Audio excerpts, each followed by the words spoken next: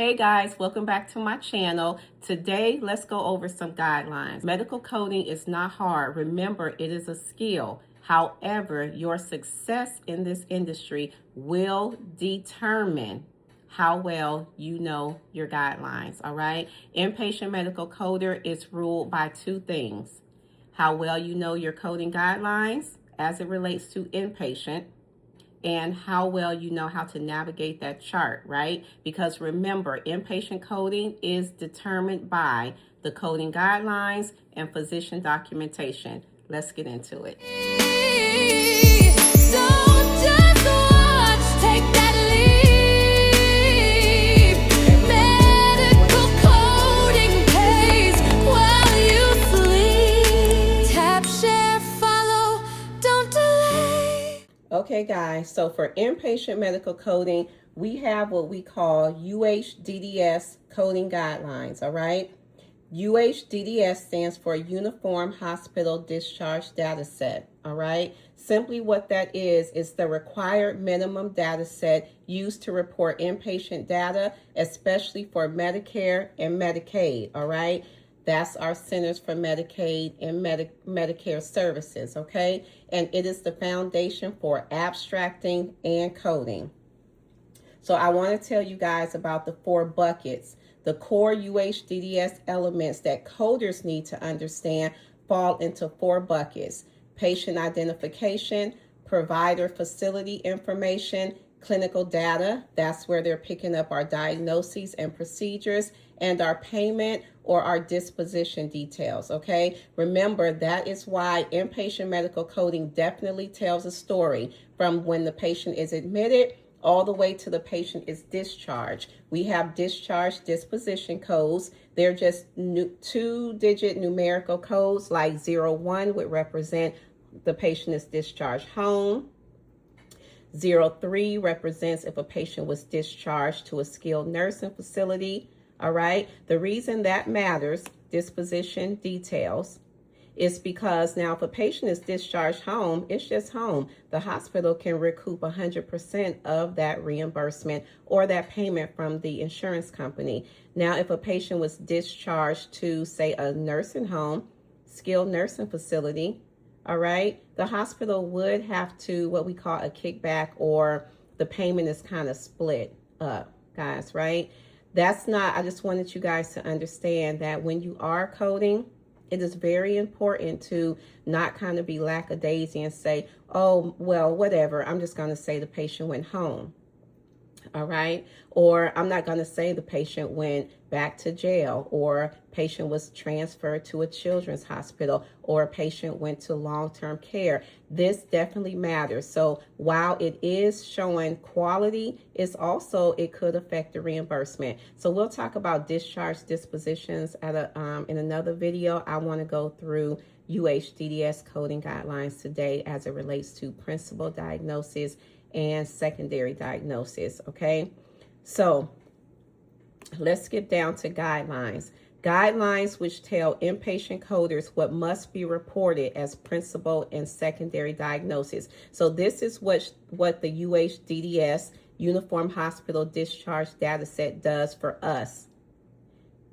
They are guidelines which tell inpatient coders what must be reported as principal and secondary diagnosis, all right? So for the sake of the definition of diagnoses, a diagnosis is a name the provider gives to explain what is wrong with the patient or why they are receiving care based on the patient's signs, symptoms, test results, and history, all right? So let me explain that. Bill comes in with a cough, all right? Doctor says, hey, Bill, you know, why are you here today? Bill says, I've had a cough and a fever, doc, right? So the physician is practicing med, guys. They're practicing medicine. So that's why the doctor needs the signs and the symptoms. So doctor might say, okay, well, let me get a swab of your throat. This will result in a test result. So the physician will get the results of the test. Maybe it'll show like strep throat. Okay, so the physician is basically looking at the signs and symptoms and saying, wow, a fever and a sore throat. Yeah, let me order a swab, maybe a strep throat test, right? And sure enough, it comes back that Bill or Bob, I can't even remember what name I gave the patient, but you guys know what I'm talking about. So the physician will take sore throat, fever, positive test results of strep throat or pharyngitis, right? And will come up with a diagnosis. The diagnosis in this case could be acute pharyngitis, okay? Based on signs, symptoms, and test results. This is a diagnosis, all right? In coding, the diagnosis is then turned into an ICD-10-CM code so it can be recorded, tracked, and used for billing and statistics. And we'll get in later, not this time, but later, how we go through the code books to find the diagnosis code for acute pharyngitis, okay? So now, what is principal diagnosis? Principal diagnosis is the condition after all tests are done that is mainly responsible for the admission. Not the first guess, but the final main reason the patient stayed in the hospital, okay? Principal diagnosis, the caveat is after study. So we're not going to automatically code the ED or the emergency department, chief complaint, or admitting diagnosis. We're going to use the final diagnosis that best explains the stay. So for example, patient was ruled out stroke, admitted, came through the ED, altered mental status. They thought the patient had a stroke. Patient was admitted. The final diagnosis was sepsis with encephalopathy. So after study, your principal diagnosis is sepsis because that's what the full workup showed. All right. A better example or a more example you could relate to, because I don't want you to get hung up on, Coach, I don't know what sepsis is or encephalopathy. Okay. This is just a brain disease or order. Probably the patient came in with altered mental status. They thought the patient had a stroke. The patient did not. So for instance, patient comes in with chest pain. All right, shortness of breath, chest pain, you're going to the emergency department with chest pain, okay? After workup, they took the patient to the cath lab, all right, did a cardiac cath, looking for a heart attack. Patient didn't have a heart attack, thank God. Patient just ate greasy food, all right, and maybe was diagnosed with some type of reflux disorder. Okay, so now in this case, patient presented with chest pain, but that is not your principal diagnosis because the principal diagnosis is after study. Okay, after they looked at the test, they found out the patient had GERD. Okay, so here, UHDDS definition of other diagnoses. Other or secondary diagnoses are conditions that coexist, meaning they walk in with the patient, develop later, or affect treatment, tests, monitoring, or length of stay.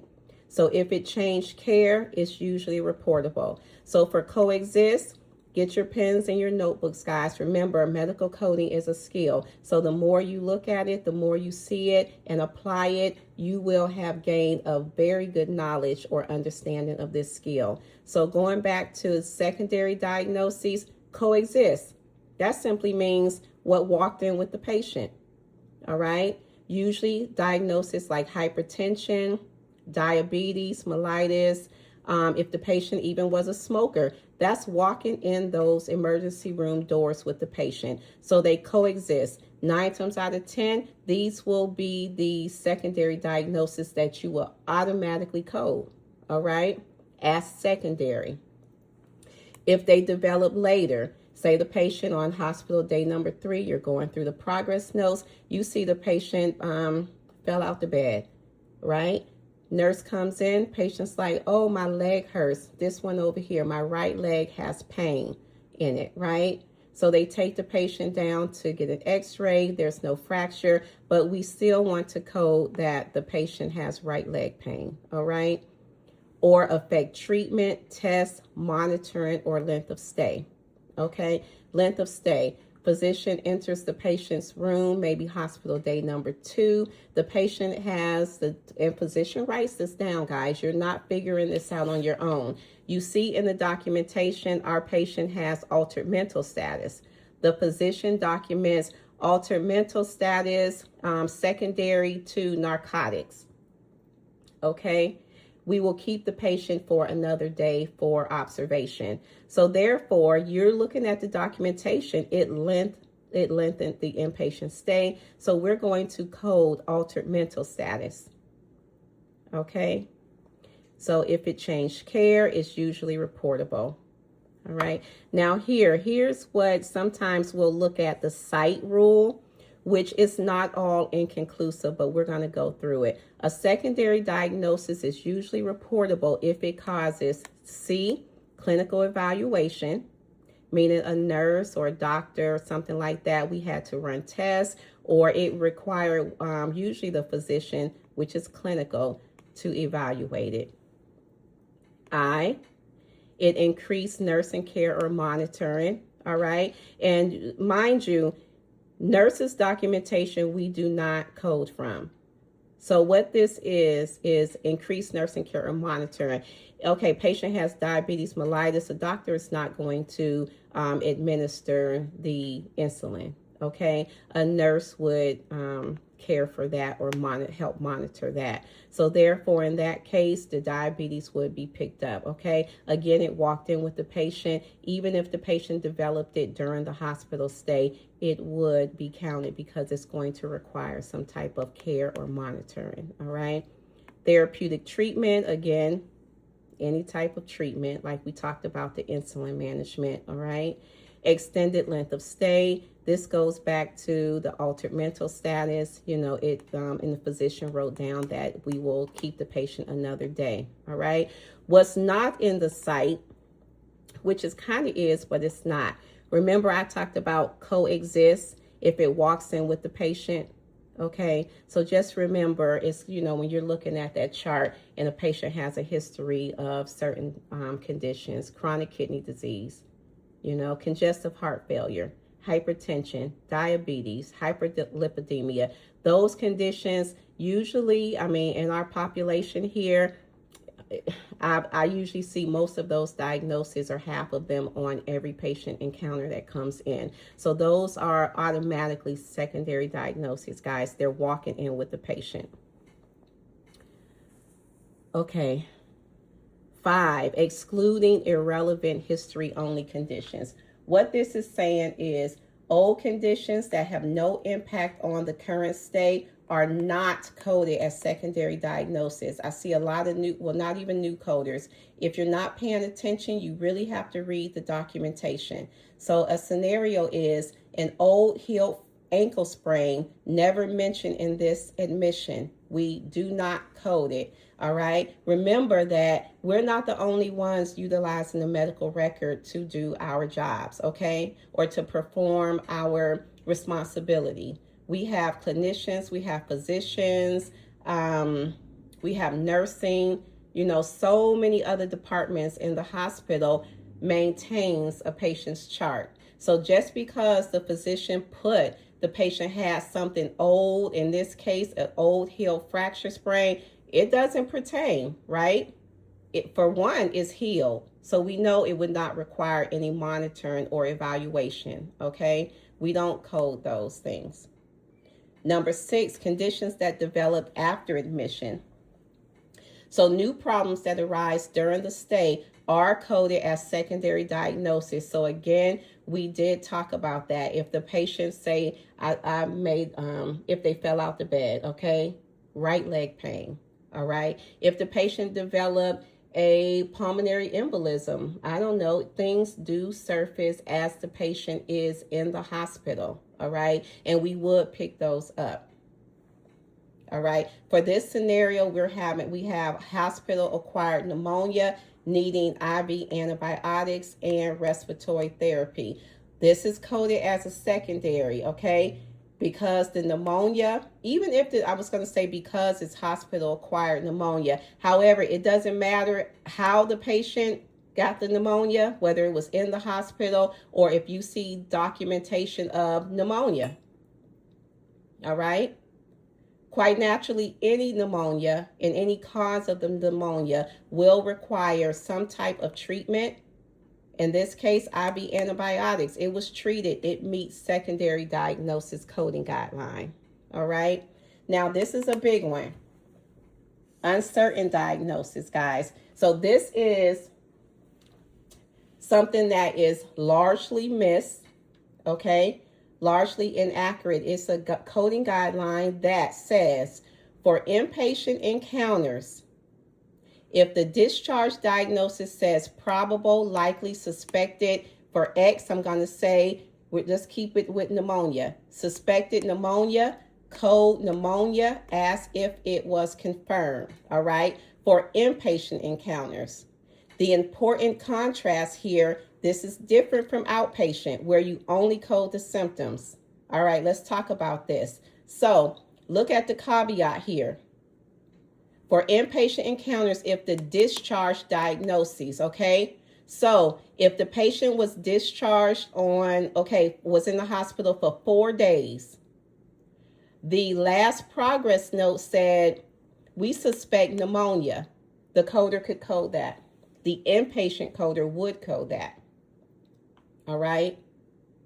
Because the caveat or the reasoning behind it is that 9 times out of 10, when a patient is in an inpatient hospital, they have done workup, they have treated it, right? IV antibiotics, they probably did a chest x-ray, and regardless of what the chest x-ray said, the physician is responsible for the diagnosis of his or her patient. So if a physician at the end of the stay says, I think suspect or the patient has likely pneumonia, we could code that as an inpatient coder.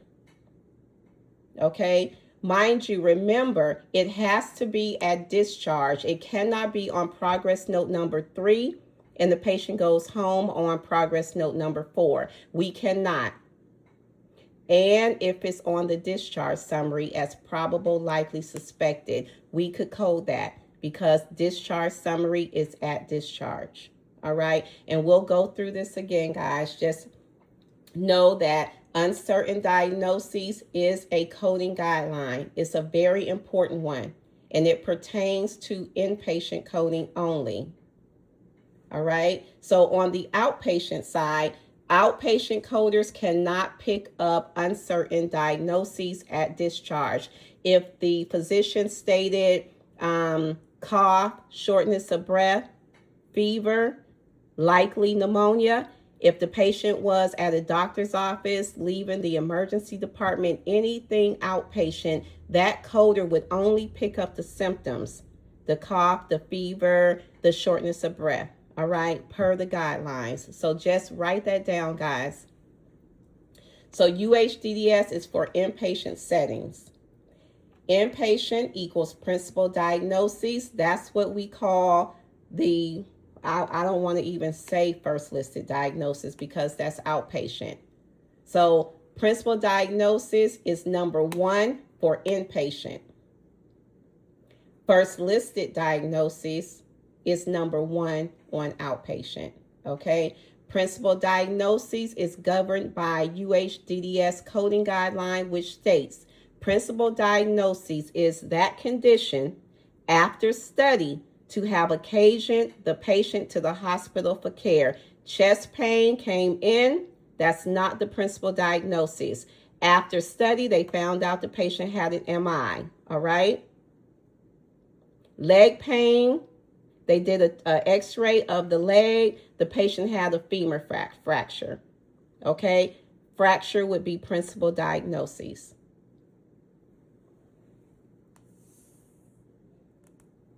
Reporting all diagnoses that affect the current stay. So all diagnoses that affect the current admission must be reported per the guidelines, not just the top 2 or the 3. So for example, the scenario, we have we have congestive heart failure, excuse me guys, chronic kidney disease. I just want you guys to see what these mean because you'll see them a lot in the medical record, all right? So congestive heart failure, chronic kidney disease, CKD, diabetes, obesity, all impact care, all right? For pneumonia admission, all are reportable. So what this is saying is my patient came through the emergency room with a fever of 103. Oh my gosh, right? And some chest pain. After study, chest x-ray showed the patient had infiltrates. We are not, I can say that, guys, at this level of where I am in my career, right?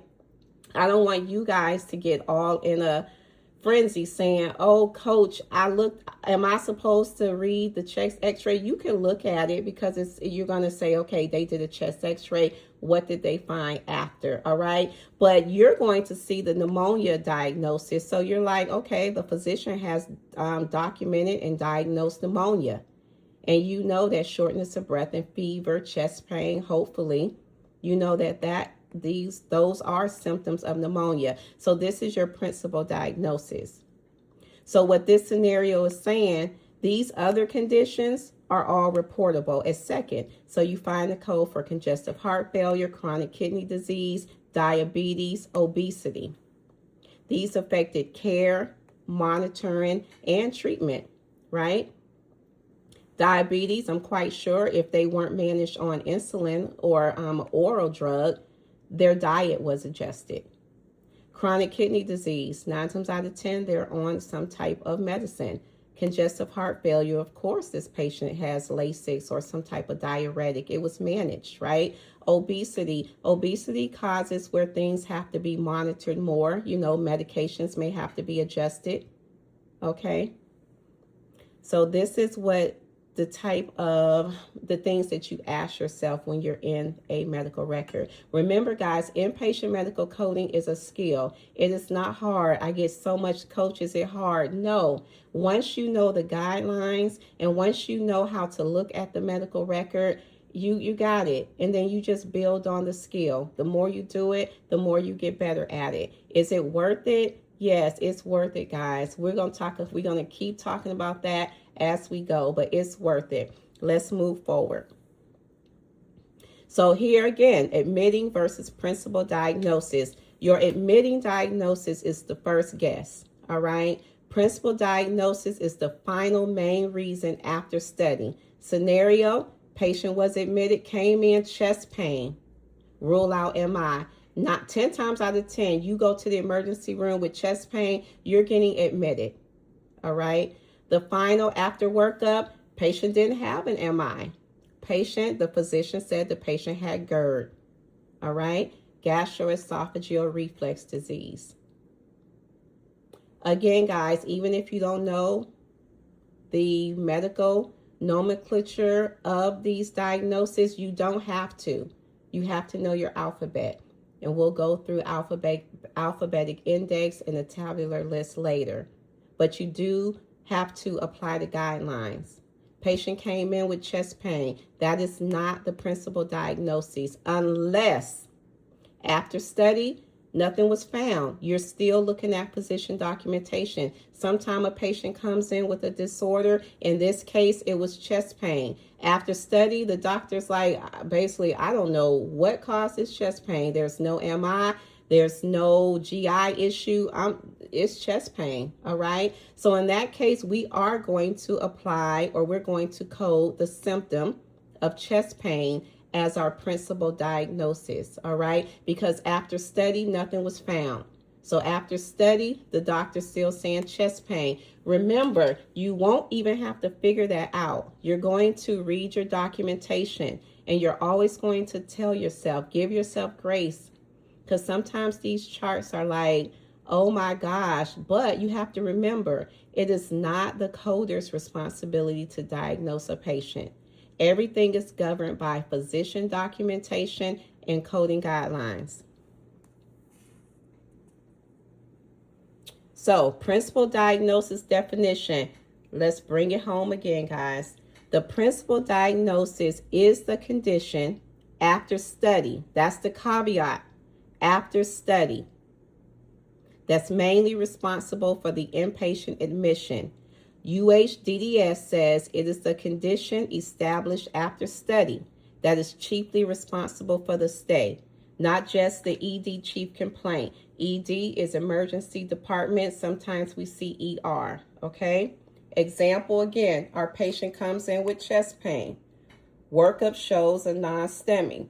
Non-STEMI is a type of an MI. You see the last non ST, elevated myocardial infarction. Even if you're new and you don't know what non-STEMI or this stands for, it is not imperative that you know. Coding is a skill. You will later know, right? This is something that can be looked up, guys. Don't let not knowing some of these medical, I say acronyms or abbreviations keep you from the profession. It is too lucrative, right? To let that stop us, guys. Remember, I started with no background, right? And people are still starting with no medical background, all right? The principal diagnosis is non-STEMI, not chest pain. After all tests, what final condition best explains why the patient had to stay? Chest pain, workup. Workup is usually lab tests like elevated troponin, a lab cath. They took the patient to the cath lab, did a left heart cath. Okay, but again, remember, you are not diagnosing the patient. You're just looking to see after study, what did the physician say caused the chest pain? In this case, a heart attack. Let coach say it again. Principal diagnosis is after study, not the first listed complaint. Do not automatically use the admitting diagnosis or the chief complaint as the principal diagnoses. Coders must review the whole stay. Your H&P, which is your history and physical, progress notes, any tests, and discharge summary, okay? These are elements of the legal medical record, all right? Not in here is you may have consultation notes, okay? Again, remember, we do not look at nursing notes, right? Not that our nurses aren't important, but we don't care what they say because we cannot code from that documentation. The only thing we get from nurses' notes is if our patient had an ulcer, which was really documented by the physician, and we need to know the stage of the ulcer. That will come from a wound care nurse, all right? Or say our patient had a diagnosis of obesity, morbid obesity, and we're looking for the BMI, the body mass index. The guidelines say that we can look at nurses' notes for that, all right? So let's look at another example. Rule out stroke due to slurred speech. Imaging and neural evals show acute metabolic encephalopathy from sepsis. Your principal diagnosis is sepsis, okay, not the stroke. Patient was admitted for rule out stroke. Patient came in with slurred speech. So you can't even get words out great. You're coming through the ED, your speech is slurred. Okay, clinically, they're like, well, let's try to see if the patient had a stroke. So they run the test. After the test, we see acute metabolic encephalopathy from sepsis. So after study, sepsis is your principal diagnosis, not the stroke. Okay? COPD exacerbation versus CHF exacerbation. The provider finally documents acute on chronic systolic heart failure as the cause of the symptoms. The CHF becomes principal. So what this would look like is patient presented with shortness of breath. Physician documents COPD, chronic obstructive pulmonary disease, exacerbation. Remember, exacerbation is an acute flare-up of a chronic condition. That's what exacerbation means. Versus CHF, congestive heart failure exacerbation, okay? This is a chronic condition, okay, that now is acute on chronic. So we're looking at this, but we're going to refer back to our documentation. In this case, let's say that the discharge summary says clearly acute on chronic systolic heart failure. So we're going to assign that as principal diagnosis, okay? We'll later talk about two conditions present on admission that equally meet, guys. I don't want to go into that today. We're already at 28 minutes, guys. I'm going to do a part 2. And I'll start it at our definition of other additional diagnosis. So we'll go through that. I'll look for the part 2, guys. I hope this helped you guys because literally Like I always say, medical coding is a skill, all right? Again, don't follow the wrong cat though. Follow the right cat. I'm glad you guys joined me today. Know that this is definitely a viable career, okay? A work from home, you have flexibility, and as always, if someone in your local city is not hiring because we're remote, you can go to a neighboring state and apply there. But yes, keep going, keep studying, guys. Go over this video. Get the definition of principal diagnosis under your belt because it will be one you use every day in your career. Look out for part 2. I'll go through secondary diagnoses and a few more as we go. Thank you for watching. I'll see you in the next video.